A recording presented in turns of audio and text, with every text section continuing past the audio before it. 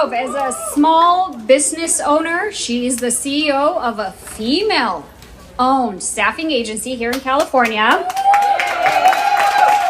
And she's a mother of 5. Can you believe that? She is a mirror image of many of us here today.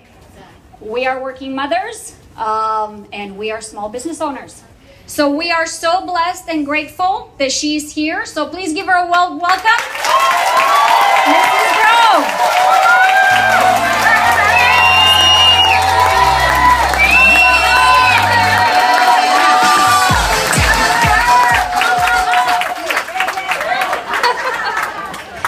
So thank you, and wow, this is amazing. And the reason why I say it's amazing is because I've been in this building for 3 years, not knowing what God was thinking when he sent a gun-carrying United States military veteran prayer warrior business owner to the California State Assembly, but who knows, right?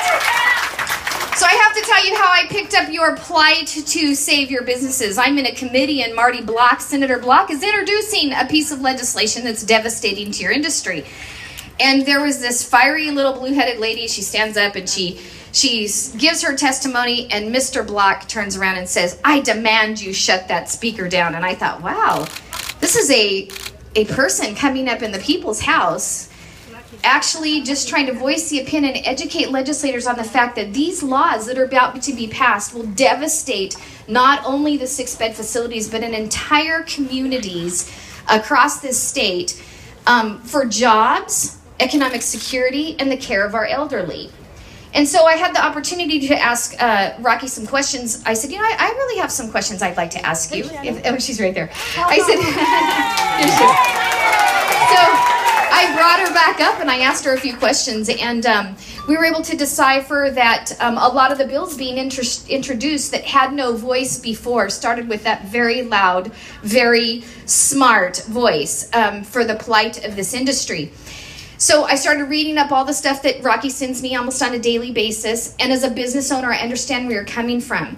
I'm so tired of being in this building and having them pass regulatory requirements that put businesses out of business. I'm so tired of dealing with some of the stuff that goes through this building and stops free markets and people to advance. And when you look at the situations that are going on, it's almost as you have to follow the money. For instance, there's trial lawyers that are legislators that are introducing bills that are strictly for the benefit of trial lawyers to the devastation of industry. So it's really, really difficult. Yesterday, the Speaker's bill did pass the state assembly floor. It's the one about the increasing the liability insurance from $1 million to $3 million. It did pass the assembly floor. It's on its way to the Senate. So, but listen. When she was talking, I got up and I opposed the bill. I stood up and opposed the bill on the assembly floor. We got 2 votes to no. The rest of them voted yes because it's a Speaker's bill. But the 2 votes that you got that said no, myself and Mr. Donnelly, we really do understand the plight that you're in as far as small business owners. Especially, I look out on this crowd and it grieves my heart because they stand in this building and they say they protect minority business owners. You are a minority group of business owners in this state. You are. And I'm so proud of you and your voice. You have just organized, and I'm just very proud of you.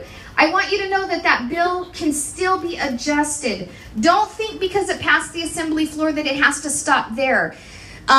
There's things that we have to be concerned about. Number 1, economies of scale. If you have a $10,000 increase in your liability premium payments, to spread that over 6 beds is almost impossible. To spread it over 500 beds is a little bit easier, but it still affects business. The bottom line is I know that you're not in this majority of the time for the money. I'm sure it provides a good living for your family, but you have to be a special person to care for someone who can't care for themselves. And that's who I look at out here.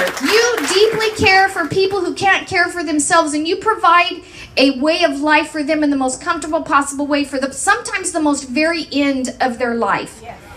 So I applaud you for that. I do. I applaud you for that. That speaks about the character of the person that you have. I've spoken to some of you, and I've spoken to Rocky, and she tells me about the care when these large, huge bed facilities won't even take the patients, and she takes them and you take them because it's providing care for them. So it talks to the character of your heart and who you are as individuals. And let me tell you something, you are a mighty force, and don't let anybody in this building tell you that you are not. Any organization that can come together in less than 30 days and create this on the state capitol steps is mighty. Mighty. You are mighty. Let them know who you are, because when they introduced this legislation, they had no idea who you were, and they're about ready to find out. I want to tell you that even if these bills, some of them get passed and signed by the governor, they will not become law until the middle of July, or around July 2015 or 2015. Do not give up.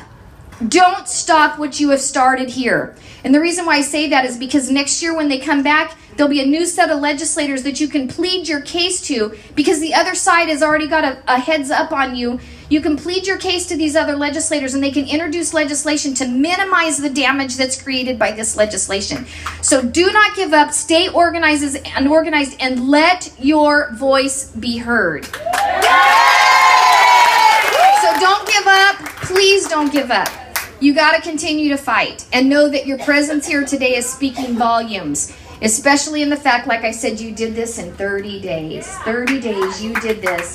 So God bless you. May God continue to protect every single one of you. And if I can ever do anything I